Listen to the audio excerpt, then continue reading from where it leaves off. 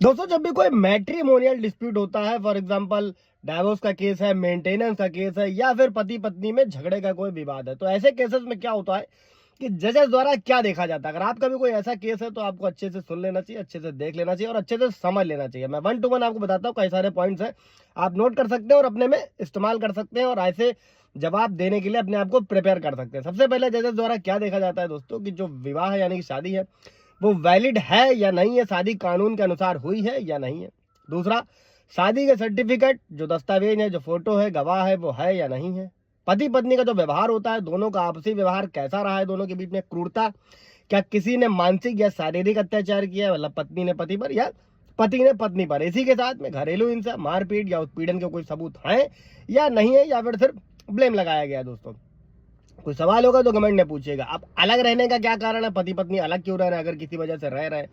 इसके बाद क्या है कि तलाक के लिए सही कानूनी कारण है या नहीं, ये भी उनके द्वारा देखा जाता है। दोस्तों, ऐसा नहीं कि डाइवोर्स फाइल करने पर ही काम होगा, लेकिन आपको सारे ग्राउंड्स लेकर चलना होता है इसमें। इसके बाद बच्चे का हित भी देखा जाता है कि बच्चे के लिए सबसे अच्छा क्या होगा, बच्चा किसके साथ सुरक्षित होगा, यानी कि कस्टडी को भी अच्छे से देखा जाता है। बच्चे की इच्छा क्या है, बच्चा किसके साथ रहना चाहता है, उम्र के अनुसार। वैसे 5 साल से नीचे बच्चों को मदर के पास ही दिया जाता है, उस पर अलग अलग जजमेंट है। अगर आपको चाहिए होगा तो कमेंट कीजिएगा। इसके बाद में आता है सबसे मोस्ट इंपॉर्टेंट, मेंटेनेंस, भरण पोषण किसे और कितना मिलना चाहिए।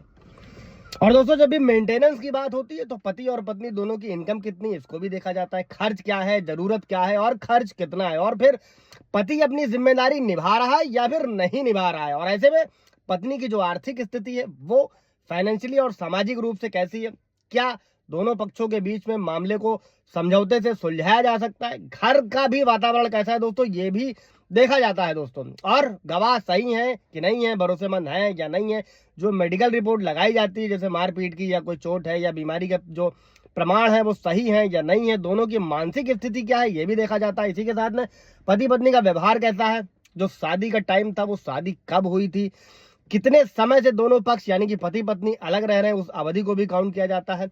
क्या दोबारा शादी संभव है, पुनर्विवाह, ये एक अलग मैटर है। इसी के साथ में जो चैट है, मैसेजेस हैं, तो सोशल मीडिया मैंने कई सारे वीडियोस में बताया हुआ है कि उनको साबित भी किया जा सकता है। कैसे करना है कमेंट कीजिएगा, उसमें क्लियर किया। इसी के साथ में दहेज का जो आरोप लगाया गया है पत्नी पक्ष द्वारा, वो सही है या नहीं है, वो एविडेंसेस के थ्रू चेक किया जाता है दोस्तों। अब इन सारी चीजों को देखने के साथ में दोस्तों ये भी देखा जाता है कि परिवार के लोग क्या कह रहे हैं, बच्चे की शिक्षा प्रभावित हो रही है या फिर नहीं हो रही है, दोनों की आर्थिक स्थिति, जो फाइनेंशियल स्टेटस है, वो क्या है, और दोनों पक्षों में न्यायपूर्ण संतुलन बनाए रखना, ये होता है किसी भी फैमिली डिस्प्यूट में जजेस की जिम्मेदारी और एडवोकेट्स की जिम्मेदारी। कोई सवाल जवाब होगा तो कमेंट में पूछ सकते हैं। Thank you.